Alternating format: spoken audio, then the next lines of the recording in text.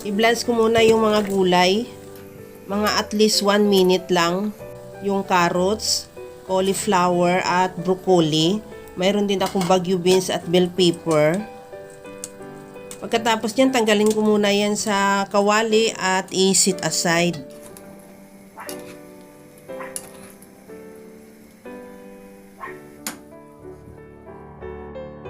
Maglagay ako ng kunting mantika sa kawali. Igisa ko na rin yung bawang. Ihalo lang hanggang sa maglabas lang ng aroma at ilagay ko na rin yung sibuyas. Ihalo lang din hanggang sa maluto lang din yung sibuyas at ilagay ko na rin yung hipon. Ihalo lang din hanggang sa magkulay orange na yung hipon, ibig sabihin luto na. Habang ginagawa ko yan mga kalasa, kung bago ka pa lang sa aking channel, welcome!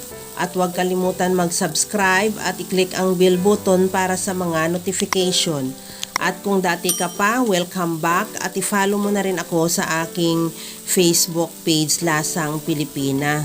Pagka ganito na orange na ang kulay niya, tanggalin muna natin yan sa kawali at ilagay sa bowl at i-set aside muna.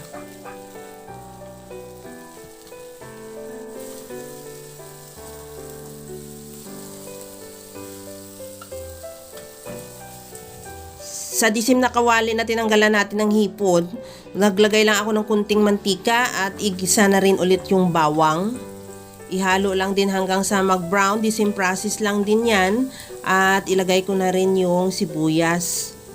Ihalo lang din hanggang sa maluto lang din yung sibuyas.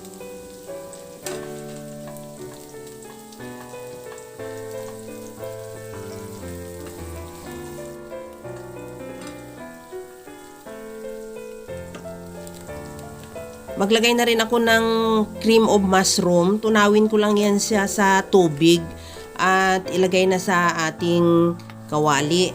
At pagkatapos yan, magdagdag ako ng kunting tubig para hindi naman masyado malapot yung ating cream of mushroom. Hayaan lang hanggang sa kumulo. Pagkakulo niyan, ilagay na natin yung ating gulay.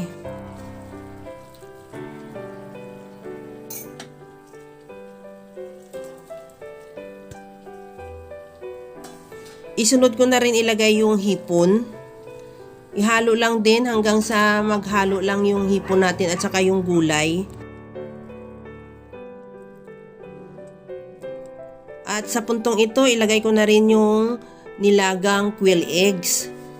Ihalo lang din at ready to serve na yan yung ating masarap na gulay with quail eggs.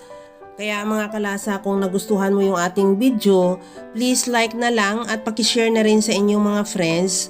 At kung bago ka pa lang sa aking channel, subscribe na at i-click mo na rin ang bell button para sa mga notification.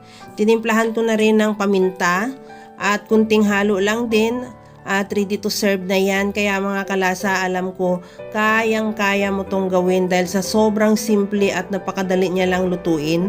Kagaya lang lagi sa sinasabi ko na wala namang hindi marunong magluto basta sa simpleng paraan lang. Hanggang sa muli mga kalasa, thank you for watching. Bye-bye!